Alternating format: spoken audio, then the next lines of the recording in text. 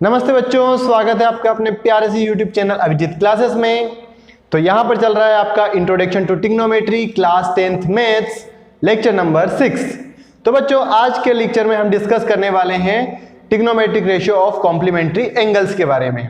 चलिए तो शुरू करते हैं आज का सेशन। सबसे पहली बात आती है बच्चों, कॉम्प्लीमेंट्री एंगल्स क्या है। तो हमको सबको मालूम है कॉम्प्लीमेंट्री एंगल्स ऐसे दो एंगल्स होते हैं जिनका सम कितना होता है 90 डिग्री।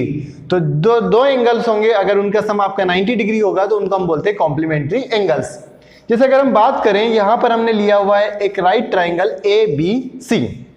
अब यहां पर हमारा एंगल भी 90 डिग्री है। अब जैसा कि हम सब जानते हैं कि एक ट्राइंगल के तीनों एंगल का सम 180 डिग्री होता है।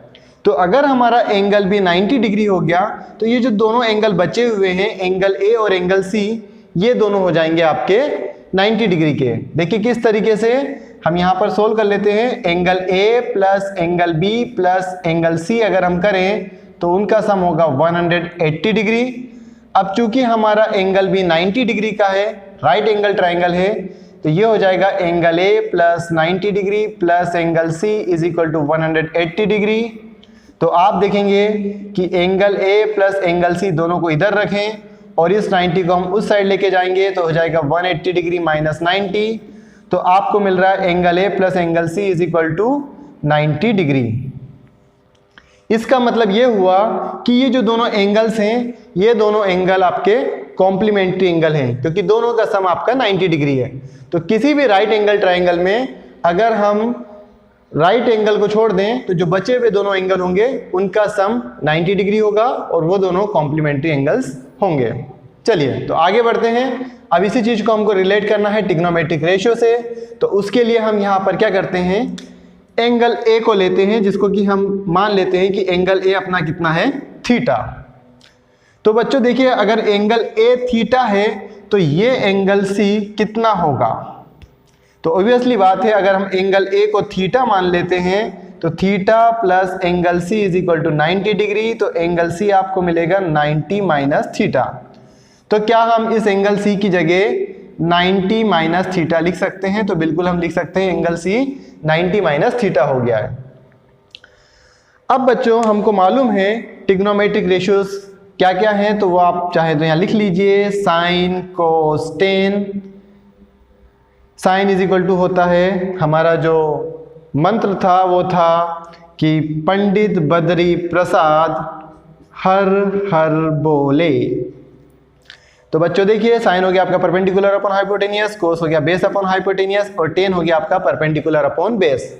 चलिए तो अगर हम बात करते हैं एंगल A, तो हम लिखते हैं फॉर एंगल A, या हम बोले एंगल A कितना लिया है हमने, थीटा, तो हम लिख देते हैं फॉर एंगल थीटा। अगर थीटा के लिए हम ट्रिग्नोमेट्रिक रेशियोज लिखेंगे तो क्या क्या ट्रिग्नोमेट्रिक रेशियोज होंगे।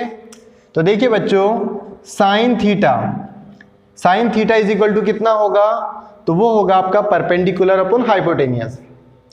अब बच्चों देखिए, ये जो राइट ट्राइंगल है इसमें हमने क्या किया हुआ है कि अगर यहां पर देखें तो जो AC साइड है इसकी हमने लेंथ मान ली है L, AB जो है उसकी हमने लेंथ मानी है N, और जो BC है उसकी लेंथ हमने मान लिया है M।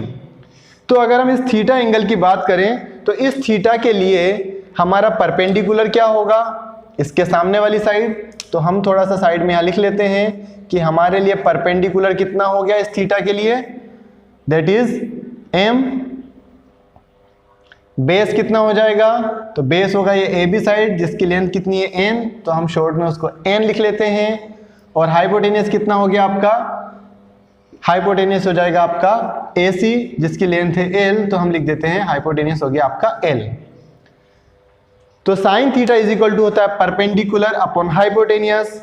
तो यहां पर हम लिख देते हैं परपेंडिकुलर हमारे पास में है M और हाइपोटेनियस है L। तो आपको रिलेशन मिला sine theta is equal to M by L।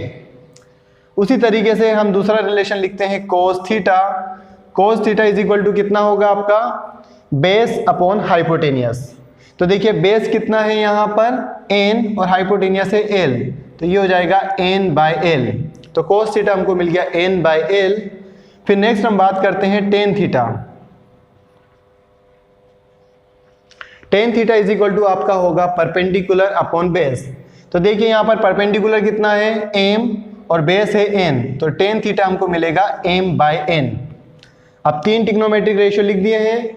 Next 3 trigonometric ratio आपके क्या होंगे, तो वो होगा आपका नेक्स्ट होगा कोसेक थीटा जो कि साइन का रेसिप्रोकल होता है, तो ये हो जाएगा आपका l/m।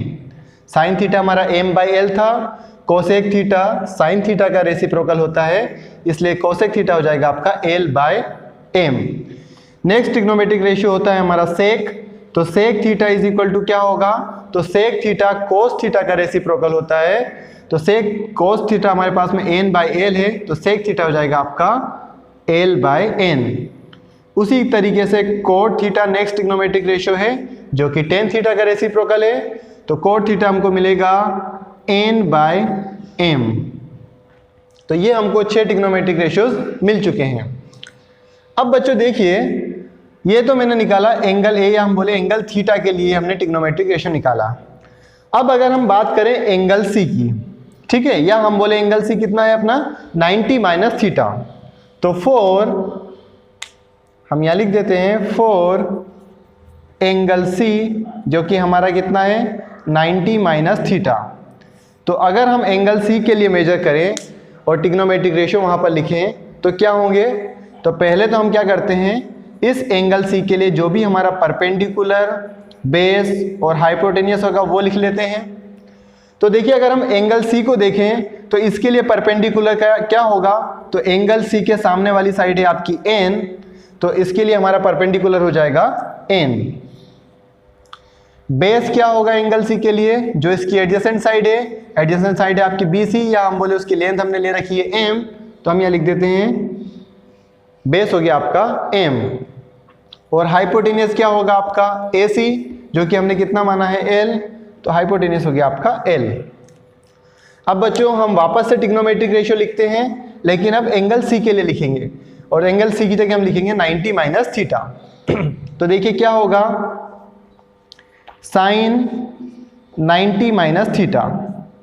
ओके, अब साइन थीटा होता है अपना परपेंडिकुलर अपॉन हाइपोटेनियस, तो यहाँ पर परपेंडिकुलर कितना है अपने पास में n और हाइपोटेनियस है l, तो देखिए हम लिख देंगे n/l। अब बच्चों देखिए ये जो n/l है, अब हमको करना क्या है, इस एंगल A और C के बीच में रिलेशन निकालना है, या हम उसको सीधे सीधे बोलें कि थीटा और जो 90 माइनस थीटा है इनके बीच में रिलेशन निकालना है।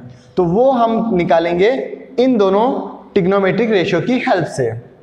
आप देखिए n/l क्या होता है, कोस थीटा, यहाँ पर दिखाई दे रहा है कि n/l इज इक्वल टू है कोस थीटा। तो क्या हम sine 90 minus theta is equal to cos theta लिख सकते हैं, तो बिल्कुल लिख सकते हैं, क्योंकि देखिए n/l की जगह हमने क्या लिख दिया, कोस थीटा, ऊपर से देखकर।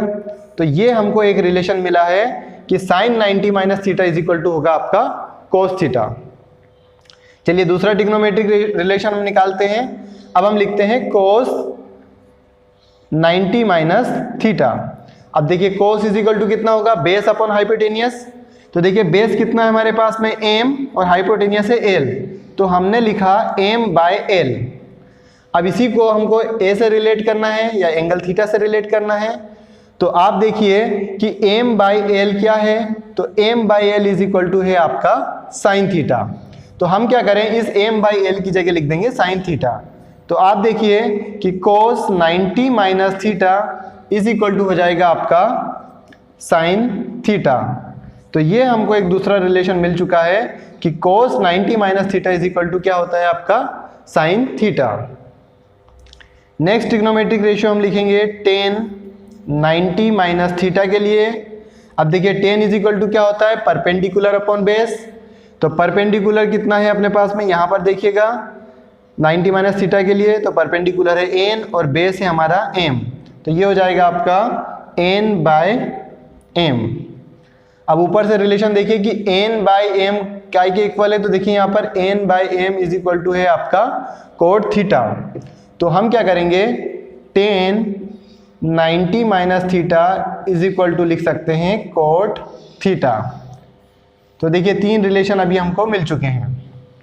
Sign 90 minus theta is equal to cos theta, cos 90 minus theta is equal to sine theta, और tan 90 minus theta is equal to होता है कोट थीटा।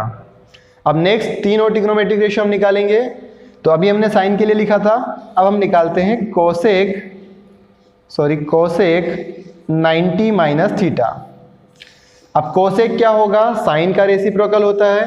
तो देखिए साइन 90 माइनस थीटा था हमारा n/l, तो कोसेक 90 माइनस थीटा हो जाएगा l/n। तो आप देखिएगा कि कोसेक 90 माइनस थीटा काय के इक्वल होगा आपका, तो l/n, देखिए l/n इज इक्वल टू कितना होता है, सेक थीटा है, तो l/n की जगह हम लिख सकते हैं यहाँ पर सेक थीटा। तो cosec 90 minus theta is equal to हो गया आपका सेक थीटा के बराबर। नेक्स्ट अगर हम लिखते हैं कोसेक के बाद में आएगा आपका सेक 90 माइनस थीटा। अब देखिए सेक 90 माइनस थीटा क्या होगा, कोस 90 माइनस थीटा का रेसिप्रोकल होगा। तो ये हमारे पास m/l था, तो अब हो जाएगा इसका रेसिप्रोकल, दैट इज l/m। अब बच्चों देखिएगा कि जो सेक 90 माइनस थीटा है काय के इक्वल होगा।